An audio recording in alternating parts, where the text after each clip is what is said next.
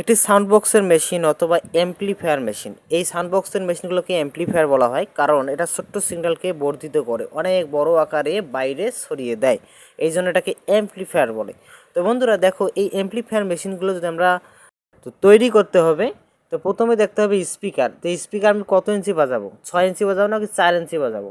তো 6 এবং 4-এর জন্য ট্রানজিস্টর বোর্ড তৈরি করার কোনো দরকার নাই, ট্রানজিস্টর বোর্ড ব্যবহার করার বা সাজানোর দরকার নাই। সেক্ষেত্রে কী হয়, একটু খরচটা বেশি হয়ে যায়। তো সেই আলোকে একটু কম বাজেটের মধ্যে যে সার্কিটগুলো বাজারে পাওয়া যায়, সেটা হচ্ছে 4440 আইসির সার্কিট। এটাকে বলা হয়, ওই আইসির নামকরণে এই বোর্ডগুলোকে বলা হয় 4440 সার্কিট। ঠিক আছে, আপনারা আইসির গায়ে লেখা দেখবেন যে 4440, আইসি নাম্বারে হচ্ছে 4440, কিন্তু ওই আইসির নাম অনুসারে এই বোর্ডগুলোকে আমরা বলে থাকি যে 4440 সার্কিট। ঠিক আছে, এই 4440 সার্কিট কিন্তু 3 ভলিউমও পাওয়া যায়, আবার 4 ভলিউমে পাওয়া যায়। এরপরে যে দ্বিতীয়তে যে বিষয়টা লক্ষ্য রাখতে হবে, আমি কি এটা এসি দিয়ে চালাবো নাকি ডিসি দিয়ে চালাবো। ডিসি বলতে ব্যাটারি, আমি ব্যাটারি দিয়ে চালাবো নাকি এটি আমি এসি ভোল্টেজ, আমাদের যে বাসায় বিদ্যুৎ আছে সেই বিদ্যুৎ দিয়ে চালাবো। যদি বিদ্যুৎ দিয়ে চালাতে চাই তাহলে ট্রান্সফর্মার ইউজ করতে হবে, অর্থাৎ 220 ভোল্টেজ থেকে কমিয়ে 12 ভোল্টেজে নিয়ে আসতে হবে, কারণ ওখানে 12 ভোল্টেজ লেখা আছে বোর্ডের মধ্যে, দেখবেন লেখা থাকবে 12 ভোল্ট এসি, কিন্তু ডিসি না, এসি। তাহলে ওই জায়গায় যে পয়েন্ট থাকবে কন্ট্যাক্ট পয়েন্ট, ওই কন্ট্যাক্ট পয়েন্টে কিন্তু আমাদের ট্রান্সফর্মারের যে 3টা লেগ আছে, একটা হচ্ছে, দুইটা হচ্ছে কি 12 ভোল্টেজ বাই 12 ভোল্টেজ, এখানে মাঝে লেখা আছে 0 অর্থাৎ গ্রাউন্ড। এখানে ওই দেখে দেখে কালেকশনগুলো করতে হবে। তো তখন কি হবে, ট্রান্সফর্মার লাগা মানে সেটা বিদ্যুৎ দিয়ে চলবে। যদি ট্রান্সফর্মার বাদ দিই, এখানে আমি ট্রান্সফর্মার কিন্তু দেয়নি, দেখেন সার্কিটের মধ্যে কোনো প্রকার ট্রান্সফর্মার দিছি না, এটা আমি চালাবো ডাইরেক্ট ব্যাটারি দিয়ে, অর্থাৎ ডিসি দিয়ে, ব্যাটারিটাই ডিসি। তো ডিসি দিয়ে যেহেতু চালাবো, সেক্ষেত্রে আমাকে কী করতে হবে, যে ট্রান্সফর্মার লাগানোর যে কন্ট্যাক্ট পয়েন্ট আছে, যে রেকটিফায়ার 2টা আছে, রেকটিফায়ারের পরে কিন্তু দেখবেন ফিল্টার ক্যাপাসিটার আছে। এই ফিল্টার ক্যাপাসিটার মানে হচ্ছে এসিটাকে সে ফিল্টার করবে।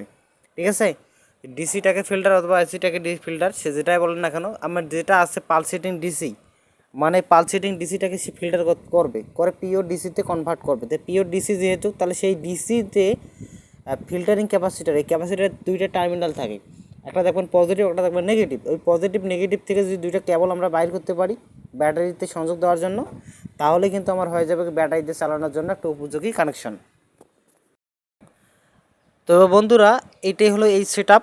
তো এই সেট আপে বেশি কিছু নাই, কিন্তু মনে রাখতে হবে 4 ইঞ্চি এবং 6 ইঞ্চির জন্য এটা অ্যাকচুয়ালি পারফেক্ট এই মেশিনগুলো। ঠিক আছে, ট্রানজিস্টার বোর্ড ইউজ করব না, কারণ ট্রানজিস্টার বোর্ড ইউজ করার মতো ওয়াট লাগবে। যদি আপনারা বেশি ওয়াটের স্পিকার বাজান, আর সেক্ষেত্রে আপনাকে অবশ্যই ট্রানজিস্টার বোর্ড ইউজ করতে হবে। ট্রানজিস্টার বোর্ডে কিন্তু 12 ভোল্টেজ ইউজ হয় না, কারণ 12 ভোল্টেজ ইউজ হয় কোথায়, বেস্টন সার্কিটে। তো এইটা নিয়ে আমি একটা আপনাদের ভিডিও দেব, এটা ভিডিও আমার অলরেডি ছাড়াই আছে। তো এই সমস্যা নাই, আমি আর একটা ট্রানজিস্টার বোর্ড নিয়ে ভিডিও দেওয়ার চেষ্টা করব। তো এটা ব্যবহার করব আমরা মূলত, যে ব্যবহার করবে, তো আমরা ব্যবহার করব, মনে করেন এটা ব্যবহার করা হবে শুধুমাত্র এটা ভ্যানে, অর্থাৎ একটি অটো রিক্সায়।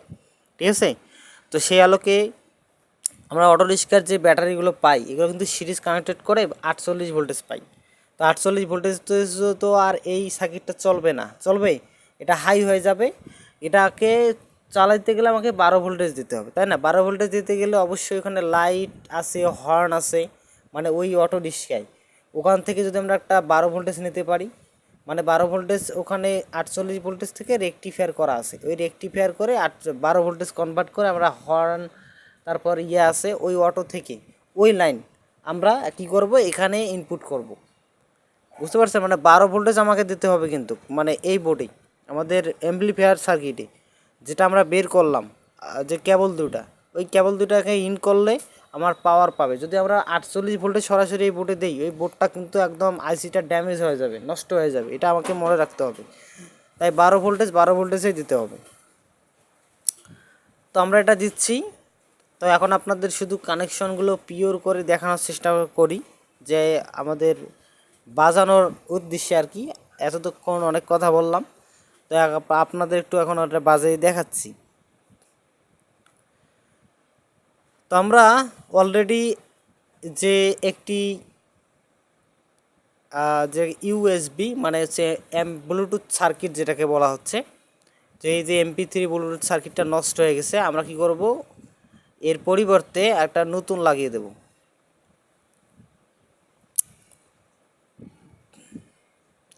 তো বন্ধুরা অবশ্যই প্লাস মাইনাস দেখবেন, যদি প্লাস মাইনাস কোনোভাবে হয় তাহলে কিন্তু কোনো প্রকার সমস্যা নাই, ডিসিতে কোনো প্রকার সমস্যা নাই, কিন্তু ওটা উল্টিয়ে দিতে হবে যদি না হয়, কাজ না করে বা পাওয়ার না পায়। তবে একটা বিষয় এখানে এটা লক্ষ্য রাখবেন, এই যে ইউএসবি অর্থাৎ MP3 যে আমাদের ব্লুটুথ সার্কিটটা আমরা লাগাচ্ছি, দেখেন এটা কিন্তু অবশ্যই 3 ভোল্টেজ থেকে 5 ভোল্টেজ যেতে হবে, 3 ভোল্টেজ থেকে 5 ভোল্টেজ, আর 5 ভোল্টেজের উপরে দেওয়া যাবে না, উপরে দিলে কিন্তু এটা অনায়াসে নষ্ট হয়ে যাবে। ঠিক আছে, 5 ভোল্টেজ 2 এম্পিয়ার সর্বোচ্চ সে নিতে পারে পাওয়ার। বুঝতে পারছেন? তো আমি এটা একটু কানেকশন দিয়ে দেখতেছি আসলে পিওর আমাদের ঠিক আছে কিনা। তো এখানে যেটা বিষয় দেখতে পাচ্ছি যে আসলে ঠিক আছে, লাইন কানেকশনগুলো সব ঠিক আছে।